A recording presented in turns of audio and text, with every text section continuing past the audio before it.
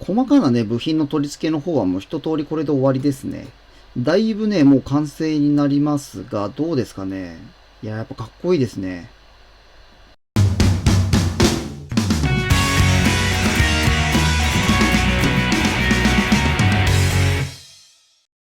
内科亭のね、カバーの上に、ダビッドクレーンのね、フックに取り付ける輪っかをね、今、エッジングパーツで取り付けています。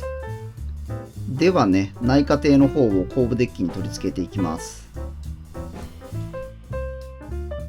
内科亭をね、固定するための、ワイヤーだったりとかをね、丁寧に取り付けを行っています。ご覧いただいている通りね、すんごい細かいんですよね。で、このリアルな再現をね、合計で4箇所全てに行っています。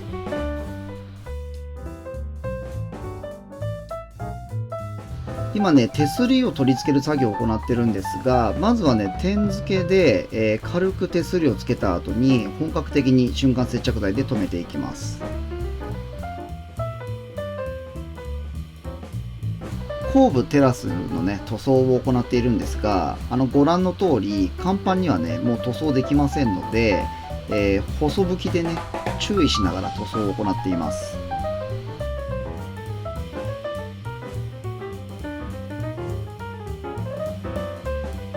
続いてね、春のところにつけたね、連絡通路ですね。こちらの方も、甲板の方とかにはね、塗装の方はみ出しができませんので、注意しながらね、細く拭いていきます。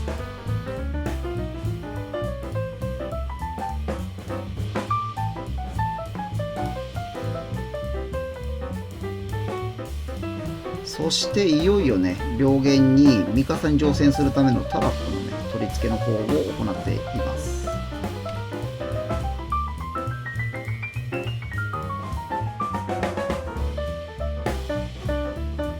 これはね、選手旗を掲げるためのポールですね。今そちらの取り付けを行っています。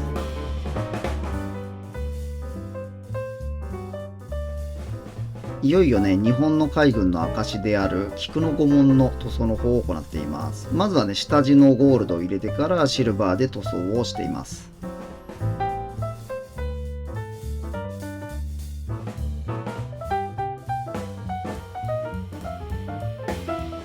これはね、喫水線を測るためのメモリなんですが、本当はね、デカールとかで付いてるキット多いんですけど、今回はね、塗装で再現をしております。で、一応ね、本物のミカサに付いてたかどうかは不明なのですが、一応雰囲気でね、再現の方を行っています。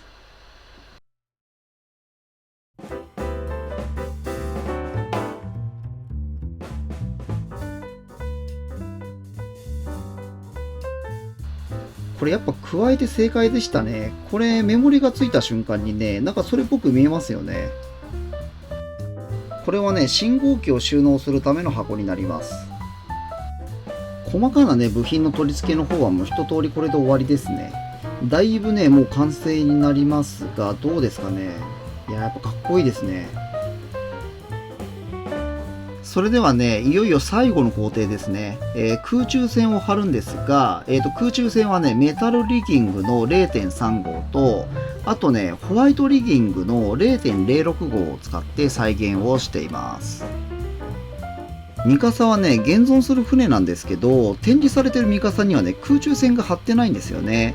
で、参考になる資料が乏しいので、ちょっとね、どこに貼っていいのか正確にはね、不明なところが多いんですが、箱絵をね、参考にしながら取り付けの方を行っています。これね、私びっくりしたんですけど、メタルリギングの0.3号って1ロール5メーター入りなんですよ。で、空中線のね、貼りを全て終わった後に1ロール全部使い切ってしまったんですね。なので、この貼ったね、空中線全部足していくと、多分ね、5メーターはなると思うんですよね。まあ、それだけね、多くのね、空中線を貼り付けたということですよね。はい、空中線のね、貼り付け終わりました。いやー、疲れましたね。すごい時間かかりましたよ、これは。どうですか、この出来。なかなかね、細かく出来上がったと思いますよ。塗装はね、これで最後になりますね。艶をね、合わせるために、これからミカサ本体全体にね、艶消しをかけていきます。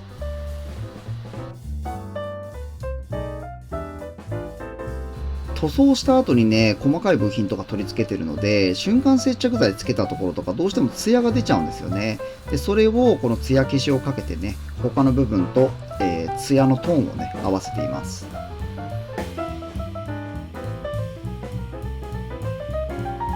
キットについてたね、このペーパーアクセサリーは、ちょっと出来がいまいちなので、今回はね、使用しないことにします。他のね、キットに付属していた余剰のね、このデカールを使って、海軍機をね、再現していきます。風になびいてるね、この瞬間を再現したいので、まずね、アルミ箔の両面にね、マークフィットを使って、デカールでこう挟み込んでいきます。で、しっかりね、まず乾かしたら、ハサミでね、このなびいてる旗の形の通りにね、カットをして、サイズもね、この時に調整してしまいましょう。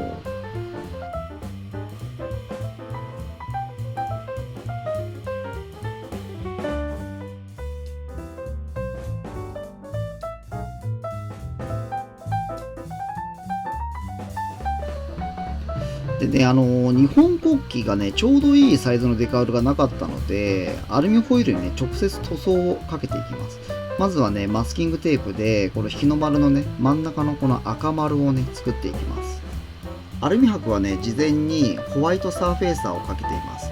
で、この日の丸の赤はですね、ミスターカラーのね、スーパーイタリアンレッドっていうね、ちょっと明るめのね、赤を使って塗装の方を行いました。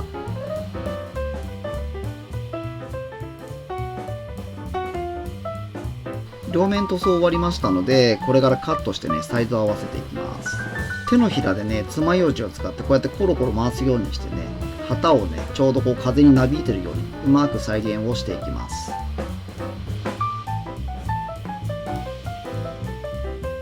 ではまず船首部分にね、日本国旗の取り付けを行います。そして船尾部分には海軍旗ですね。本当にね、これが最後の工程になりますね。スクリューの方を取り付けていきます。まずは右舷側、そして左舷側の取り付けの方を行います。はい、これが本当に最後になります。終わりました。完成です。ミカサ完成しました。